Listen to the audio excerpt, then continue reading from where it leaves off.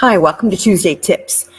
Tonight is an important topic, and we're going to talk about supporting our aging loved ones in being able to vote. I mean, we all know all the things that's been going on this year. The election is coming, and for some of us, we're glad when it's going to be over so the commercials stop. But just to get a serious, just for a moment, I just want to share some resources and some reasons why it's very important that we support our aging adults to be able to vote. And we're going to talk a little bit about that. So stick with us. We'll have some resources. We also have a link. I'm going to pop this up there just to show you, but it will be in the comment section. And this is actually a link to the slide presentation. So don't worry. Everything's going to be here for you right on the Facebook page. So we'll have all those links for you and you'll be able to access them by clicking the presentation link. So let's go ahead and get started. All right. So we're going to talk about the reasons why it's important. And as we step into this, I just want to say hi. My name is Pam Dunwald. I am one of you. I am a nurse from Your Nurse Advocate. Sorry, had a little trouble spitting that out tonight. But we are alive, so there is no going back.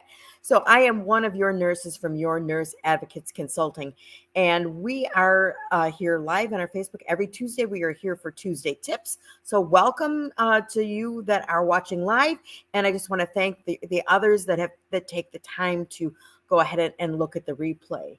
So one of the things that voting is very important for aging adults is because it helps to foster their independence. And if you've listened to me or Linda at any time on any of our Tuesday Tips or other things that we share, we always talk about how this stage of aging is where they are scared to death of losing their independence. They know they're on that final journey. They know that their time is limited, and being able to hang on to the independence for as long as they can, I mean, that's the most important thing to them. So if we can help them get out and vote, and that will show and that will help them foster their independence.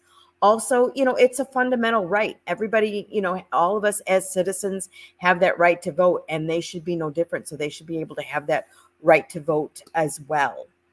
And for that reason, it's that much more critical that we support our aging loved ones. So whether it's a parent, a grandparent, a neighbor, we're going to explore how we can assist them in participating, confidently in our process.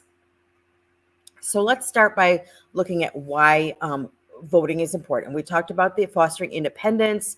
For many seniors, it's a tradition. They've always voted, and maybe they've had an illness or a stroke or some other debilitating disease process that has now made them less independent, and they are not able to as easily or readily get out and vote. So encouraging them to vote fosters this independence, and it confirms that they still have purpose, and then they can make a difference.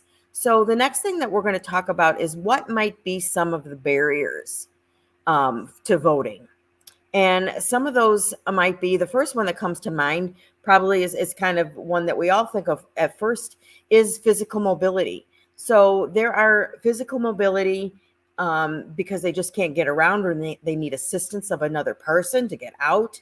We've got transportation challenges. Maybe they're still living at home and they're independent in their home, but they don't drive anymore. And so transportation might be an issue. They may just need someone to be able to take them. Or as they age, and as over the years, the voting process has changed, and they may be intimidated by what the voting process may look like now. And so they're reluctant to go because they're afraid they're not going to know what to do when they get there. So we're going to be here. We're going to provide some practical solutions to these challenges. And again, we're going to provide you some resources. So let's first look at mobility and transportation. So many communities offer free or discounted transportation. One of the things is every county, and we've talked about this resource many, many, many times. So in the state of Wisconsin, we call them ADRCs, or Aging and Disability Resource Center. But every state in the country has a government county agency that supports aging services. So they know all the services in your local area, in your county.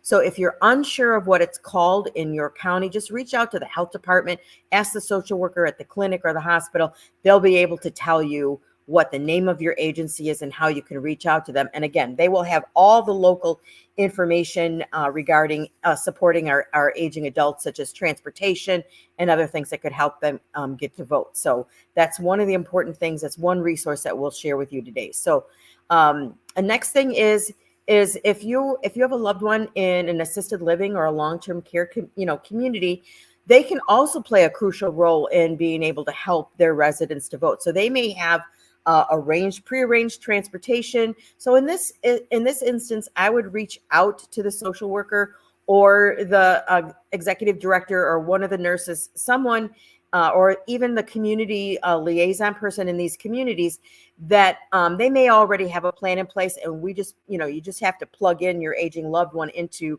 what they've already got going on to be able to support them and get them out to vote. So just check with them and make sure that they already do not have something in place before you try and do something on your own. So the next thing what we're going to talk about is the fact that the actual voting process can be overwhelming. So maybe, take time to sit down with them one-on-one and maybe go through a sample ballot. A lot of the resources. So ballotready.org.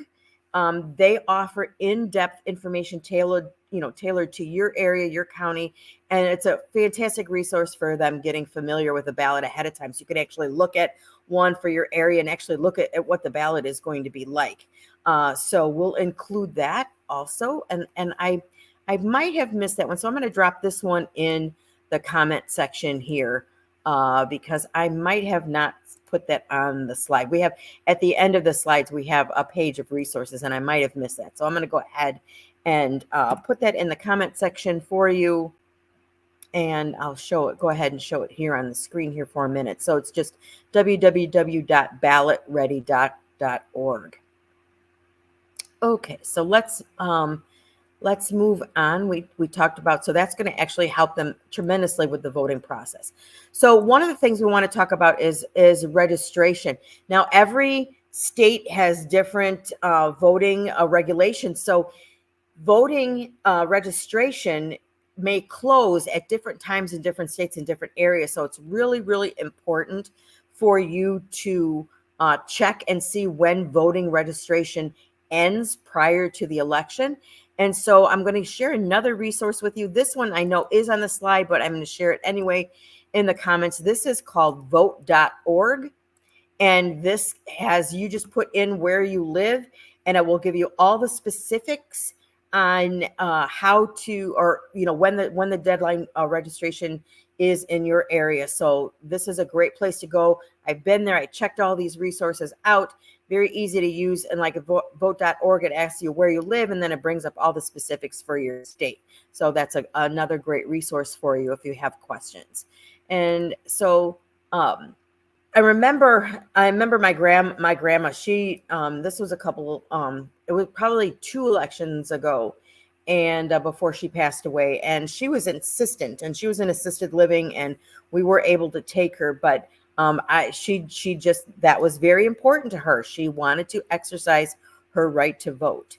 So, like we said, making sure that everyone's registered to vote prior to getting them to vote. So you might want to check and see if your loved one is already registered in that area. And one of the things to remember, if they've moved to, let's say, assisted living or long-term care community and they've moved out of your area, they may have been registered where they lived before they moved out of their home, but now they may be in a different county or a different area where they might have to re-register. So that's one of the things to pay attention to, is if they need to re-register because they have relocated and have a new residence. So that's one thing to be, one of the things that we want to make sure that we discuss with our aging loved ones. So let's move on.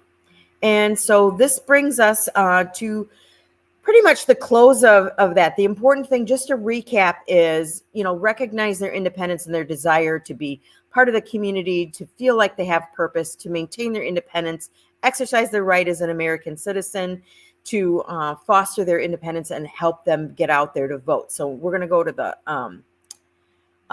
review some of the resources. Now, again, These are all resources that will help you with specifics in your area. I've listed a couple in the comments, but again, if you click that public view of the presentation comment, that link will take you to this presentation. So you will have the list of all the resources.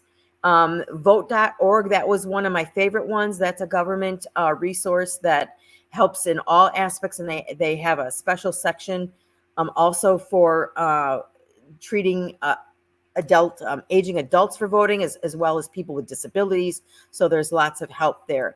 And last but not least, just want to encourage everybody before we wrap up, consider going to our website. It's just yournurseadvocateconsulting.com, and click on that free resource tab. And we've got tons of things there for you. So you might have, if voting is not something you need any help with at the moment, maybe you'll find a free resource there that will help you and your aging loved ones. So with that being said, I am going to go ahead and end this evening's Tuesday Tips. We're glad again that you stopped by and spent a few minutes with us. We really respect your time, and we try and keep these Tuesday Tips to 15 minutes or less. So we were able to achieve that today. So we will see you next week back here for another Tuesday Tips. Take care and have a great evening.